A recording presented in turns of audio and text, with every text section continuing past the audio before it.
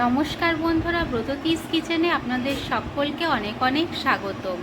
আজকে আমি একটা দারুণ রেসিপি নিয়ে চলে এসেছি, যেটা হলো গজা। সামনেই রাখি পূর্ণিমা, আপনারা আপনাদের ভাইদেরকে এভাবে গজা বানিয়ে খাওয়াতে পারেন। তো চলুন বন্ধুরা, দেখে নেই আমি কি করে এই গজাটা তৈরি করলাম। নোনতা গজা বানানোর জন্যে আমি এখানে 3 কাপ মতন ময়দা নিয়ে নিয়েছি।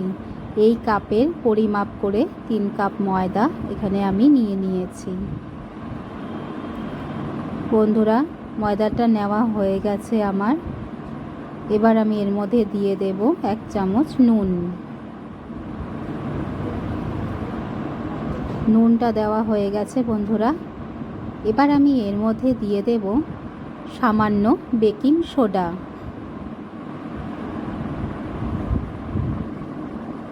বেকিং সোডাটা দেওয়ার পর এবার আমি এর মধ্যে দিয়ে দেব ছোট চামচের 2 চামচ মতো চিনি। 1 চামচ দিয়ে দিলাম, আরেক চামচও আমি এর মধ্যে দিয়ে দিলাম।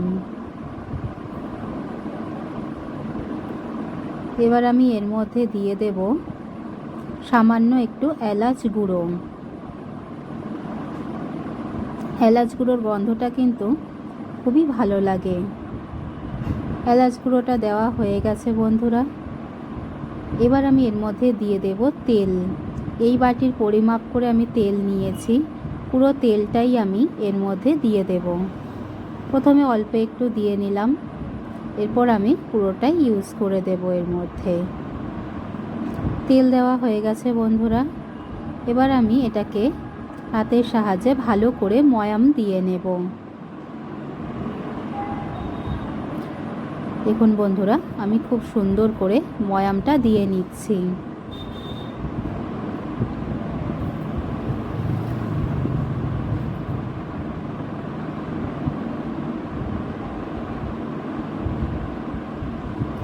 মুঠো করে দেখবেন ময়াম দেওয়ার সময় যদি এইরকম হয়ে যায়, বুঝবেন ময়ামটা আমি সুন্দর করে দিয়ে নিয়েছি। দেখুন বন্ধুরা, কত সুন্দর করে আমি ময়ামটা দিয়ে নিয়েছি।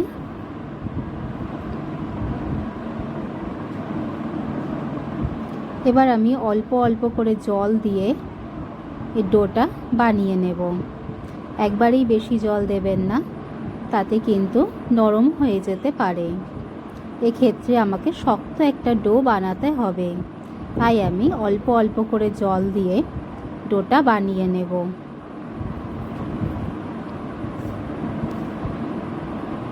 ডোটা তৈরি হয়ে গেছে বন্ধুরা, আপনারা দেখতেই পাচ্ছেন কত সুন্দর লাগছে। এবার এটাকে আমি 5 মিনিটের জন্য ঢেকে রেখে দেব। দেখুন কত সুন্দর শক্ত ডো তৈরি হয়ে গেছে।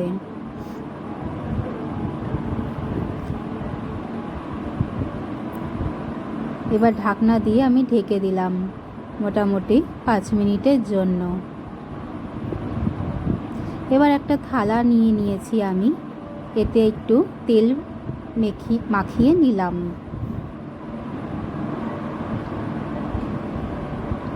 সুন্দর করে এতে তেল মাখিয়ে নিচ্ছি আমি। এবার ডোটা থেকে লেচি কেটে এর উপরে আমি দিয়ে দিয়েছি। এবার হাতের সাহায্যে আমি সুন্দর করে এটা বেলে নেব, চেপে চেপে একটা লম্বা লেচি আমি তৈরি করে নেব।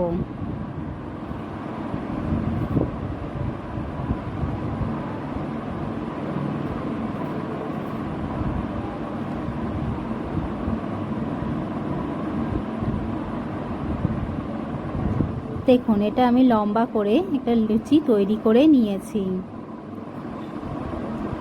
এবার একটা ছুরির সাহায্যে আমি মাঝ বরাবর কেটে দেব।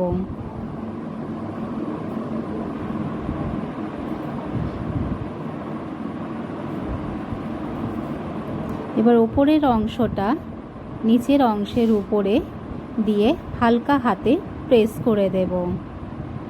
এতে কিন্তু গজার লেয়ারটা খুব সুন্দর আসবে।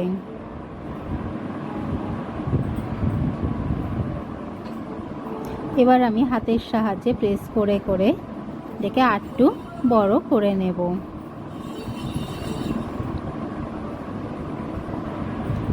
এরপর আবার আমি ছুরির সাহায্যে মাঝখান দিয়ে কেটে নেব।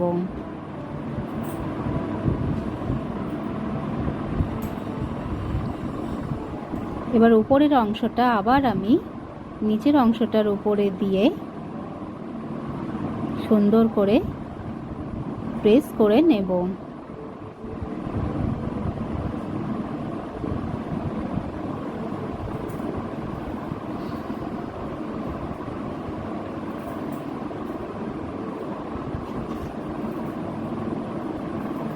হাত দিয়ে একটু একটু চেপে দিচ্ছি হালকা করে।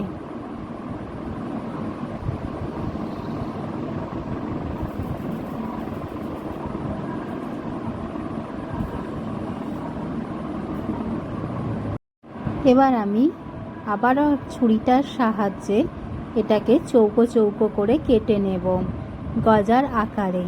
আপনারা চাইলে যে কোনো শেপ দিতে পারেন, আমি চৌকো শেপই দিচ্ছি।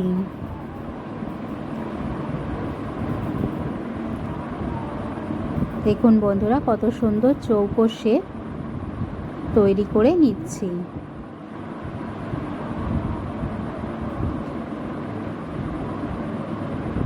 চৌকো শেপ করে আমার কয়েকটা কেটে নেওয়া হয়ে গেছে।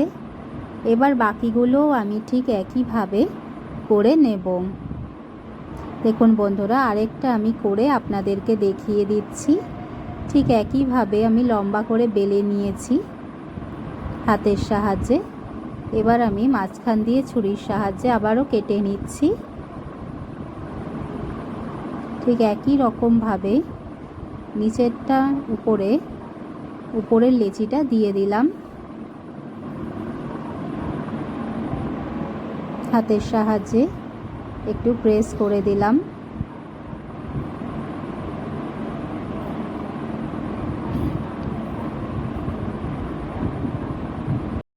আবারও ছুরি দিয়ে মাঝখান থেকে কেটে দিলাম।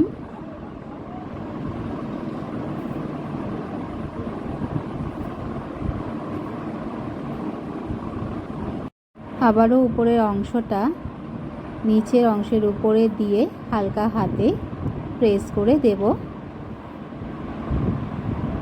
এতে গজার লেয়ারগুলো সুন্দর বোঝা যায়।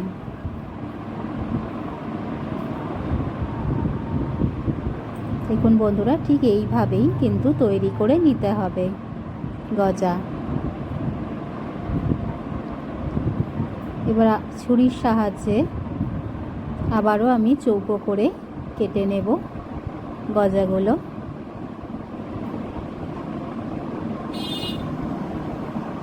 দেখুন বন্ধুরা চৌকো শেপ করে আমি কেটে নিয়েছি। এবার চারধারটা একটু সুন্দর শেপ দিয়ে নেব।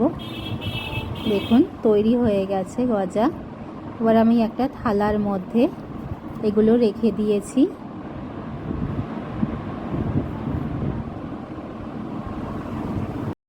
এবার একটা ফ্রাইং প্যানে আমি তেল গরম করে নিয়েছি। এই সময় আঁচটা কিন্তু একদম লো রাখতে হবে, তা না হলে গজাগুলো সুন্দর করে ভাজা হবে না। এবার একটা একটা করে গজা আমি এর মধ্যে দিয়ে দিচ্ছি। একদম লো ফ্লেমেই গজাটা কিন্তু ভাজা করে নিতে হবে। দেখুন বন্ধুরা একদম লো ফ্লেমে গজাটা ভাজা হচ্ছে। এই সময় কিন্তু আপনারা কোনো খুন্তি ইউজ করবেন না, হাতের সাহায্যে প্যানটাকে একটু নাড়িয়ে দেবেন।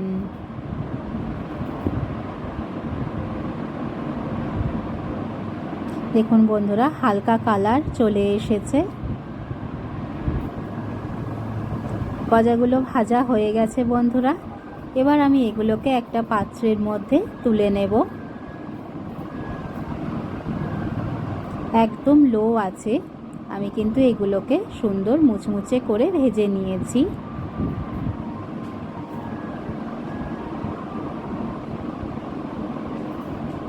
এগুলোকে এবার আমি পাত্রের মধ্যে তুলে নিচ্ছি। তাহলে দেখলেন তো বন্ধুরা কত সহজে তৈরি হয়ে গেল নোনতা গজা। বন্ধুরা এরকম নিত্য নতুন রেসিপি পেতে আমার চ্যানেলটাকে লাইক, শেয়ার, সাবস্ক্রাইব অতি অবশ্যই করে দেবেন। সকলে ভালো থাকবেন। ধন্যবাদ।